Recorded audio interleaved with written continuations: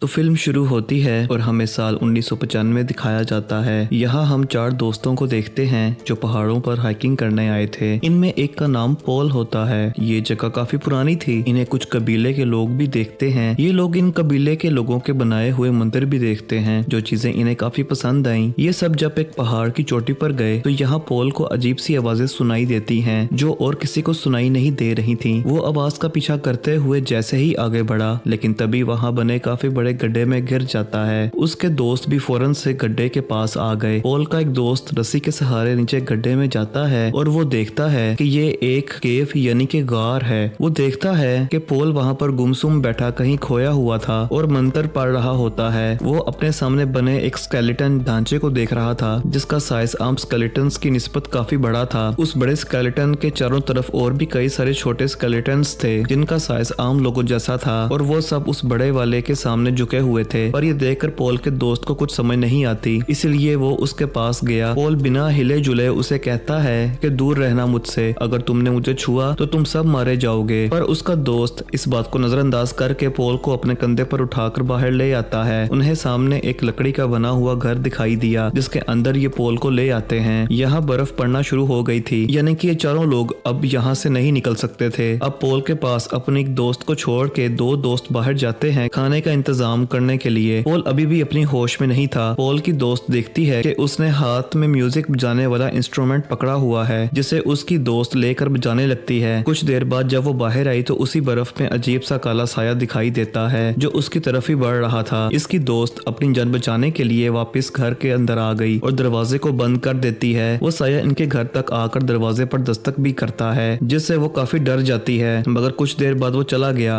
अब जब इनके दोस्त आए तो पॉल की वो दोस्त इन्हें बता देती है कि मैंने बाहर किसी डरोने साए को देखा, लेकिन दोनों कहते हैं कि बाहर तो कोई भी नहीं है, लेकिन वो अभी भी काफी डरी और बुखलाई हुई थी। अब ऐसे यहाँ इनका दूसरा दिन हो जाता है। रात होने पर सब सो जाते हैं, लेकिन आधी रात को पॉल उठकर अपनी उसी दोस्त के कान में कुछ कहता है, जो उसके साथ रुकी थी। अब जैसे सुबह हुई, ये लोग देखते हैं कि पॉल घर पर नहीं है। कोई भी नहीं जानता था कि वो कहाँ गया, पर जब इन्होंने बाहर की तरफ देखा तो पॉल के पैरों के निशान बने हुए थे। इसीलिए लोग निशानों का पीछा करते हुए पॉल तक पहुंच जाते हैं, जो चट्टान के किनारे पर बैठा हुआ था। उसके हाथ में वही म्यूजिकल इंस्ट्रूमेंट था जिसे वो बजा रहा होता है। पॉल का दोस्त उस पर गुस्सा करने लगता है कि तुम क्यों हमें बिना बताए आ गए, जानते हो हम तुम्हारे लिए कितना परेशान हो गए थे। लेकिन पॉल कोई जवाब नहीं देता, बल्कि मंत्र पढ़ने लगता है। अब ऐसा होते ही उसकी वही दोस्त जिसके कानों में उसने कुछ कहा था, वो अपना कंट्रोल खो देती है। वो अपने दोनों दोस्तों पर हमला करके उन्हें मार देती है। वो फिर पॉल को गौर से देखने लगी। पॉल भी उसी की ही तरफ देख रहा था, जिसके बाद उसकी वो दोस्त अपनी भी जान ले लेती है। ऐसा लग रहा था जैसे इन तीनों को पॉल ने ही मारा हो अपने कंट्रोल में करके। इसके बाद कहानी 30 साल आगे बढ़ती है और हम 2018 में आ जाते हैं। यहाँ हमें जेम्स नाम के एक आदमी को देखते हैं, जिसकी वाइफ और बेटे की कार एक्सीडेंट में हाल ही में मौत हो गई, जिस वजह से वो अकेला पड़ गया था। वो एक सिक्योरिटी शॉप को चलाते हैं और अपनी फैमिली को बहुत याद करता है। उनके गम से नहीं निकल रहा होता। एक दिन अब जेम्स एक होटल में जाता है, जहाँ वो अपनी बर्थडे का कूपन देखता है। अब हालांकि आज इसकी बर्थडे भी नहीं थी, कूपन पर 3 दिन पहले की डेट लिखी हुई थी, लेकिन फिर भी होटल वाले इसका कूपन कबूल करके उसे मुफ्त में खाना दे देते हैं। इसके बाद जेम्स जब घर आया तो उसकी दोस्त की बेटी, जिसका नाम अमेंडा था, वो उससे मिलने आते हैं। दोनों एक दूसरे से अपना गम बांटते हैं, क्योंकि आज के दिन अमेंडा के डैड और जेम्स की वाइफ और बेटे की मौत हुई थी। अमेंडा की मॉम को भी जेम्स जानता है और अब अमेंडा जेम्स को ही अपने डैड की जगह समझती है। वो पॉल को कहती है कि अपने डैड की मौत के बाद मैं पूरी तरह से टूट गई, लेकिन फिर मुझे समझ आ गई कि ये पूरी दुनिया सिर्फ एक ख्याल है, ये हकीकत में नहीं है। सच्चाई सिर्फ हमारी सोच में होती है। जिस बारे में हम बहुत ज्यादा सोचते हैं, अपना पूरा ध्यान लगाते हैं, वही चीज हकीकत में हमारे साथ हो जाती है। जो कहने के बाद अमेंडा वहाँ से चली जाती है। अगली सुबह हम अमेंडा की मॉम को देखते हैं। वो जब उसके कमरे में जाती है तो अमेंडा वहाँ नहीं होती। मॉम उसे बाथरूम में चेक करने जाती है, जहाँ भी अमेंडा तो नहीं होती, लेकिन शीशे पर एक मैसेज लिखा होता है, the empty man made me do it, यानी एम्प्टी मैन ने मुझसे ये करवाया है। पर अमेंडा की मॉम को इसकी जरा भी समझ नहीं आती, इसीलिए वो यहाँ जेम्स और पुलिस को बुला लेती है। तभी जेम्स इस पर छानबीन करने लगता है। उसे अमेंडा के कमरे से एक इंस्टीट्यूट का पंफलेट मिलता है, जिसके पीछे टुल्पा लिखा हुआ था। इसीलिए अगले दिन वो स्कूल में जाकर अमेंडा की दोस्त से मिला। अमेंडा की दोस्त जब जेम्स की कार में बैठी होती है तो तभी उसे वहाँ एक साया दिखाई देता है, जिसे देखकर वो काफी डर जाती है। फिर वो बताने लगती है कि 2 दिन पहले हम सारे दोस्त अमेंडा के साथ एक पुल पर गए, जहाँ हमें अमेंडा ने एम्प्टी मैन मैन के बारे में बताया था और कहा था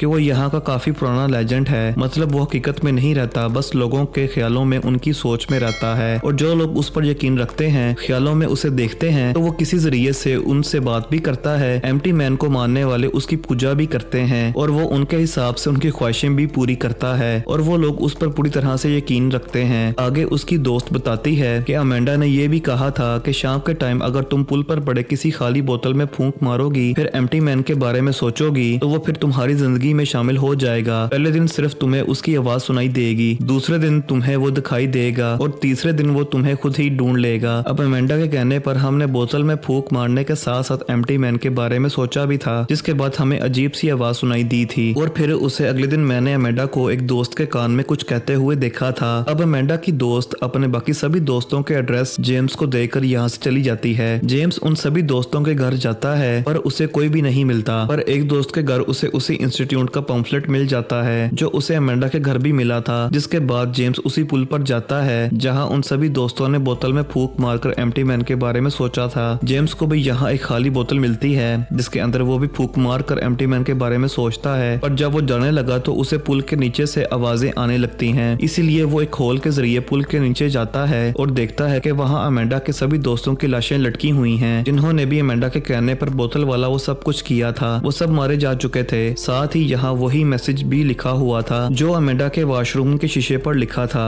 अब जेम्स को कुछ भी समझ नहीं आती और वो इस बारे में पुलिस को बता देता है। अब अमेंडा की वो दोस्त जिसने सारी बात जेम्स को बताई थी, उसकी भी अचानक मौत हो जाती है और उस सब को देखने से यही लग रहा था जैसे उन्होंने खुद अपनी जान ली है, पर जेम्स को ऐसा नहीं लगता। इसीलिए वो इस चीज की इन्वेस्टिगेशन करता है। वो इंटरनेट पर उसी इंस्टीट्यूट और तुल्पा के बारे में रिसर्च करता है। उसे पता चलता है कि वो इंस्टीट्यूट असल में एक ऐसे ऑर्गेनाइजेशन है जो किसी ग्रुप का हिस्सा है और उन लोगों का मानना है कि किसी के बारे में ध्यान लगाने, सोचने पर उस चीज को हकीकत में लाया जा सकता है। अब ये सब करने के बाद जेम्स उसी इंस्टीट्यूट में जाता है जहाँ उसे एक फॉर्म दिया जाता है फिल करने के लिए, जो यहाँ आए हर इंसान को फिल करना पड़ता है, पर जेम्स वो फिल नहीं करता और आगे बढ़ जाता है। उसे इंस्टीट्यूट का हेड दिखाई देता है जो लोगों को स्पीच दे रहा था और उसकी बातें बिल्कुल वैसी ही थी जैसी अमेंडा ने जेम्स से कही थी, जिसके आखिर में वो कहता है कि ये एम्प्टी मैन का मैसेज है, यानी कि वो भी एम्प्टी मैन का ही मानने वाला था। स्पीच खत्म होने के बाद जेम्स हेड से मिला और उससे एम्प्टी मैन के बारे में पूछता है। हेड बताता है कि वो एक तरह की पावर है, ताकत है और एम्प्टी मैन अपने मानने वालों की ख्वाहिशें तब तक पूरी करता रहता है जब तक वो उस पर पूरी तरह से यकीन रखते हैं। अब जेम्स इन बातों पर ध्यान ना देकर अमेंडा को ढूंढने पर तवज्जो देता है क्योंकि उसका अभी तक कुछ भी पता नहीं चला था। वो एक लड़की से अमेंडा के बारे में पूछता है लेकिन वो भी कोई जानकारी नहीं दे पाता उसके बारे में। जिसके बाद जेम्स इस पूरी जगह पर उसे ढूंढने लगा। उसे एक जगह पर कुछ लोग बैठे हुए नजर आए जो एक काले कागज की तरफ बड़े गौर से देख रहे थे, साथ साथ वो रिकॉर्डिंग्स भी सुन रहे थे, लेकिन जेम्स को कुछ समझ नहीं आती कि ये सब कर क्या रहे हैं। वो फिर एक ऐसे कमरे में गया जहाँ बहुत सारे लोग कुर्सियों पर बैठे हुए थे और वो एम्प्टी मैन को बुला रहे होते हैं, लेकिन इस जगह से जेम्स को बाहर निकाल दिया जाता है। अब यहाँ जेम्स को वही लड़का मिला जिससे कुछ देर पहले उसने अमेंडा के बारे में पूछा था। तो अब वो बताता है कि अमेंडा को ट्रेनिंग के लिए एक दूसरे कैंपस में भेज दिया गया है जो जंगल में है और अगर तुम उसे ढूंढना चाहते हो तो वहाँ चले जाओ और वैसे तुम इन सब लोगों से दूर रहो तो अच्छा है क्योंकि ये सारे बहुत खतरनाक लोग हैं। अब जेम्स को कैसे भी करके अपनी दोस्त की बेटी अमेंडा को ढूंढना था, इसीलिए वो उसी जंगल में चला जाता है। उसे एक कैबिन मिलता है जिसके अंदर जाने पर बहुत सारी फाइल्स पड़ी हुई थी। उन्हीं में से एक फाइल अमेंडा और जेम्स की भी थी, लेकिन जेम्स की फाइल पूरी तरह से खाली होती है। जेम्स एक दूसरे कमरे में गया जहाँ बहुत सारे वीडियो कैसेट्स पड़े हुए थे। उनमें से एक को प्ले करके जेम्स देखने लगता है जहाँ एक आदमी पर कुछ लोग अजीब तरह का एक्सपेरिमेंट तजर्बा कर रहे थे, जिसके बाद उस पर जादू भी किया जाता है। ऐसा लग रहा था जैसे उस आदमी के अंदर ही किसी को लाना चाह रहे हैं और फिर अगले ही पल उस आदमी के अंदर वो आ भी जाता है। अब देखते ही देखते रात हो गई। जेम्स को बाहर से आवाजें आने लगती हैं। वो जब चेक करने गया तो बहुत सारे लोग आग के चारों तरफ मंत्र पढ़ते हुए घूम रहे थे और अब आग अचानक से आसमान की तरफ जाने लगती है, जो देखकर जेम्स पूरी तरह घबरा जाता है। फिर वो सारे लोग जेम्स को देख चुके थे। उसे मारने के लिए वो जेम्स की तरफ बढ़ने लगते हैं, लेकिन वो अपनी जान बचाने के लिए गाड़ी लेकर यहाँ से भागने लगता है। वो सीधा पुलिस स्टेशन आया और उस ऑर्गेनाइजेशन के बारे में पुलिस को बता देता है, लेकिन कोई भी उसकी बात पर यकीन नहीं करता। इसीलिए अब वो अमेंडा की मॉम के पास आता है, उन्हें बताता है कि अमेंडा एक ऐसे ग्रुप का हिस्सा है जो एम्प्टी मैन पर यकीन रखते हैं और उसकी पूजा करते हैं। तभी जेम्स के पास कॉल आती है और कोई उसके कानों में सीटी बजाता है। फोन रखने के बाद जेम्स अमेंडा की मॉम को बताता है कि कल्ट के लोग बहुत खतरनाक हैं, वो एम्प्टी मैन के लिए कुछ भी कर सकते हैं और उन्होंने ही उन सभी बच्चों को मारा है, इसीलिए मैं तुम्हें किसी सेफ जगह पर ले जाना चाहता हूँ। इतना कहकर जेम्स उसे अपने साथ ले गया। असल में ये दोनों एक दूसरे से प्यार करते थे पर कभी बता नहीं पाए। जेम्स उसे एक होटल में छोड़कर कहता है कि तुम यहीं रहो, यहाँ तुम बिल्कुल महफूज रह सकती हो। अब रात को जेम्स जब सो रहा था तो डर की वजह से उसकी आंख खुल गई। वो देखता है कि एक साया मेरी तरफ आ रहा है। जेम्स उसे मारने की कोशिश करता है पर साया वहाँ से गायब हो चुका था। अगले दिन जेम्स फिर इंस्टीट्यूट के बाहर पहुँचता है। उसने देखा कि वो लड़का जिसने उसे अमेंडा के बारे में बताया था वो कुछ लोगों के साथ कहीं पर जा रहा है। जेम्स उनका पीछा करता है। वो लोग एक हॉस्पिटल में आते हैं, तब उनके पीछे जेम्स भी अंदर चला जाता है। वो देखता है कि वो सारे लोग एक आदमी के सामने झुक गए हैं जो बेड पर पड़ा है। वो पिछले कई सालों से कोमा में है। जेम्स को कुछ समझ नहीं आती, इसीलिए जब वही लड़का बाहर निकलता है तो जेम्स उसे पकड़ लेता है। वो उसे बुरी तरह पीट कर पूछता है कि तुमने मुझे जंगल में क्यों भेजा था। तब वो लड़का बताता है